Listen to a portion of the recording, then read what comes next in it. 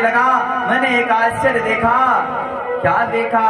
बोले मैं देखा कि घाट पर एक स्त्री, एक नवयुवक स्त्री विलाप कर रही है, अश्रुपात कर रही है। जर्जर अवस्था में दो वृद्ध उस स्त्री के गोद में पड़े हैं, अचेत अवस्था में। ये 8-10 स्त्रियां घेरे हुई हैं उस स्त्री को, पंखा कर रही हैं। वो स्त्री रोए जा रही है। मैं देखा,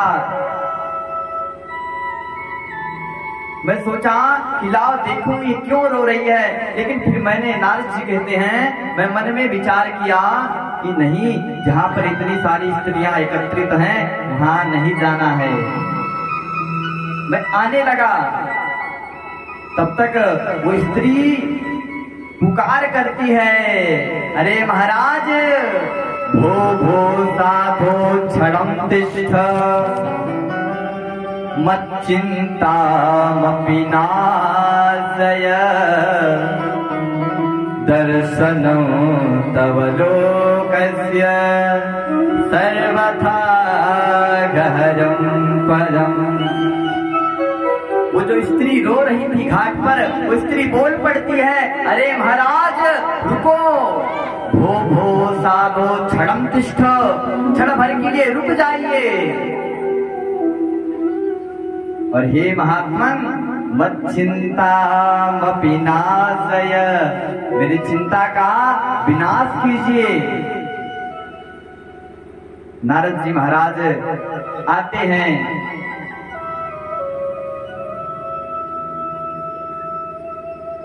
महाराज वो स्त्री को जब देखते हैं तो नारद जी कहते हैं, देवी पहले तो आप अपना परिचय दो, आप हो कौन? वद देवी सविस्तारम स्वस्य दुःखस्य कारणम। देवी पहले आप अपना परिचय दो, आप कौन हो, आपका क्या नाम है, आप क्यों दुखी हो, क्या कारण है? आज वो स्त्री रोते हुए बोल पड़ती है, अरे महाराज, मेरा नाम भक्ति है, अहम भक्ति रीति ख्याता, इमो में तनयो मतो, ज्ञान वैराग्य नामानो, काल योगे नजर जरो। महाराज, ये स्त्री, बंधुओं माताओं, ये स्त्री कोई और नहीं थी, ये साक्षात भक्ति महारानी थी। महाराज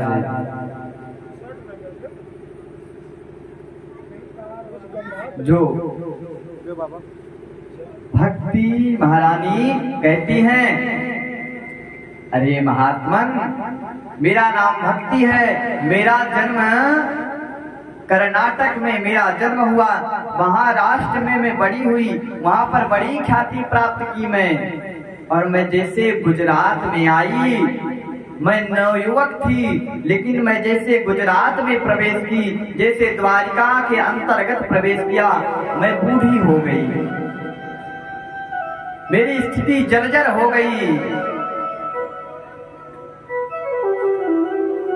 और ये दोनों मेरे पुत्र हैं, ये जो अचेत अवस्था में पड़े थे गोद में, कहती हैं, ज्ञान वैराग्य ना मानो। मेरे ये दोनों पुत्र हैं, एक का नाम ज्ञान है, एक का नाम वैराग्य है।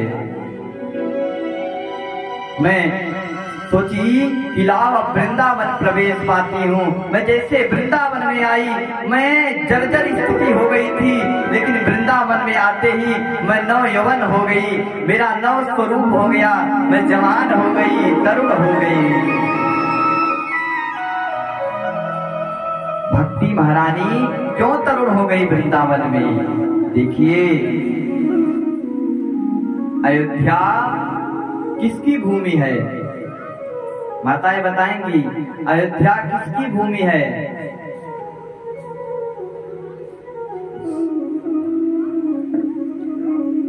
आप लोग ध्यान से सुनेंगे तो हम बता देंगे, लेकिन कल की कथा में अवश्य पूछेंगे भी।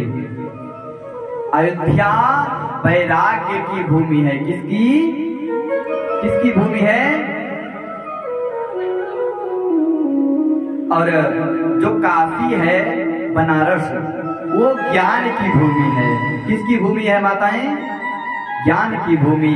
और ये जो वृंदावन है ये भक्ति की भूमि है। यहाँ पर आप जाएंगे देखेंगे अब तो विदेशी भी आने लगे, वो भी राधे राधे करने लगे हैं। तो जब वृंदावन में आई, प्रभु सोचते हैं कि अब ये भक्ति की भूमि पर आ गई हैं, अब इनका नाम भी भक्ति है, इनको तो नवयौवन होना चाहिए, तो नवयुवक स्वरूप पा गई। लेकिन इनके जो नवयुवक पुत्र थे, जो जवान पुत्र थे, वो जर्जर हो गए, बूढ़े हो गए। देखिए संत लोग जो होते हैं वो हर एक चीजों में अपना अपना मत भी देते हैं। यहाँ पर संत लोग क्या कहते हैं कि ज्ञान वैराग्य क्यों बूढ़े हुए? देखिए बड़े अमूढ़ राज हैं, ज्ञान वैराग्य क्यों बूढ़े हो गए?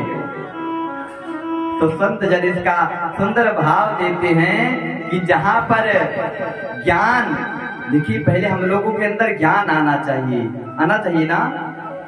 जब ज्ञान आएगा तो वैराग्य स्वतः आ जाएगा, क्योंकि ज्ञान के माध्यम से पता लगेगा कि हमारा संसार में कुछ भी नहीं है। जब ये पता चलेगा तो हम लोगों को वैराग्य हो जाएगा, होगा ना। और जब ज्ञान परिपक्व होगा तब वैराग्य पुष्ट होगा, और जब वैराग्य भी पुष्ट हो जाएगा तब भक्ति हमारे अंदर आ जाएगी। तो संत कहते हैं कि जब ज्ञान और वैराग्य बूढ़े हो जाते हैं तब भक्ति जवान हो जाती है। इसलिए भक्ति जवान हो गई, ज्ञान वैराग्य बूढ़े हो गए। महाराज भक्ति महारानी कहती है, महाराज मेरे दुख का मात्र एक ही कारण है कि मेरे ये दोनों जवान पुत्र बूढ़े हो गए और अचेत अवस्था में पड़े हैं।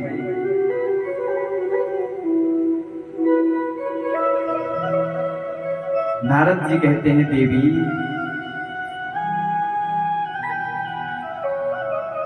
यही कारण है। हाँ महाराज यही कारण है, लेकिन यदि ऐसी ही हालत रही मेरे पुत्रों का तो मैं ये भारतवर्ष